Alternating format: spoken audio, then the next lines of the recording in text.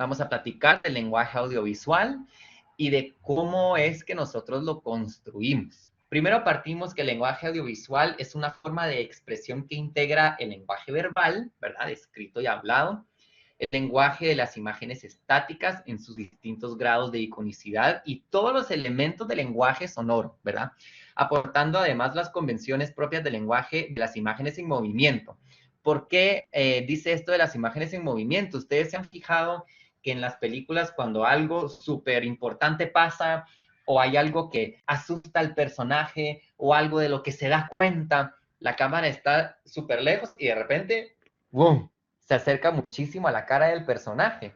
Es porque las imágenes en movimiento también, y el movimiento de las cámaras también, de alguna manera, nos crea, o sea, tiene una función narrativa, ¿sí?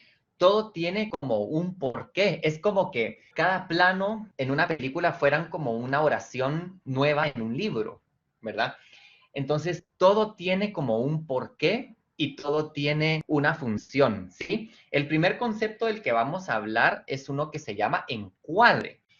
El encuadre es la porción de espacio que se va a capturar, la cual se selecciona por su relevancia, ¿verdad? Según la distancia, la situación y la inclinación de la cámara, se puede conseguir diferentes expresiones de la realidad que se muestra. Porque lo que estamos hablando es que el encuadre es simplemente el espacio en el que se va a capturar aquello que tiene relevancia, grabarse, ¿verdad? Entonces, por eso es que en este ejemplo que está puesto acá, tenemos un encuadre del barco un poco más cerrado, ¿verdad? Pero si nos fuéramos e hiciéramos un encuadre más abierto, tendríamos este que está acá, ¿verdad? Entonces, si yo estoy grabando o tomando una foto solo de esto que está puesto acá, a lo que le marqué la X ahorita, es porque de alguna manera hay una gran relevancia en este barco. Pero si yo me acercara más a esto, es porque yo quiero que se vea lo que está ahí, porque hay una relevancia, ¿no? O sea, no es solo grabar por grabar, sino aquello que yo muestro más cerca o más lejos tiene un porqué, ¿sí? Entonces, hay algo que se llama la regla de tercios, que no sé si han escuchado ustedes antes este concepto, pero lo que nos dice es que es una forma de composición para ordenar los objetos dentro del recuadro, dentro del encuadre, dentro de la imagen, del video, de la pintura, de lo que sea. Y lo que nos dice es que todas las imágenes las deberíamos de partir en 9 partes iguales y que justo donde se unen estas líneas es donde naturalmente nosotros vamos a fijar nuestra atención. Entonces, en este punto A, B, C y D que estamos viendo acá, si nosotros colocamos elementos en esas intersecciones, nuestra imagen va a ser más estética y que además va a llamar más la atención, ¿verdad? Hay muchos celulares, por ejemplo, que ya nos presentan esas 3 líneas. Vamos a colocar al sujeto en estas intersecciones, ¿verdad? En el punto A, B, C y D.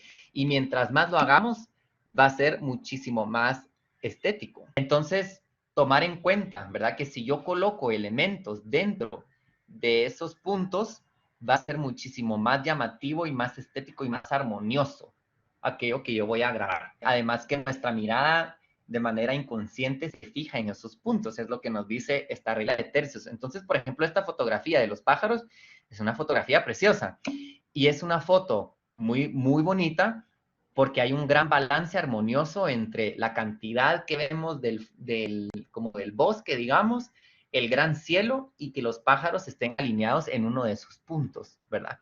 Entonces, lo ideal sería que nosotros busquemos una manera de ver estos elementos. Continuando, ¿verdad? La regla de tercios básicamente lo que nos dice es eso, ¿verdad? Y si vemos la imagen que está aquí arribita, ¿verdad?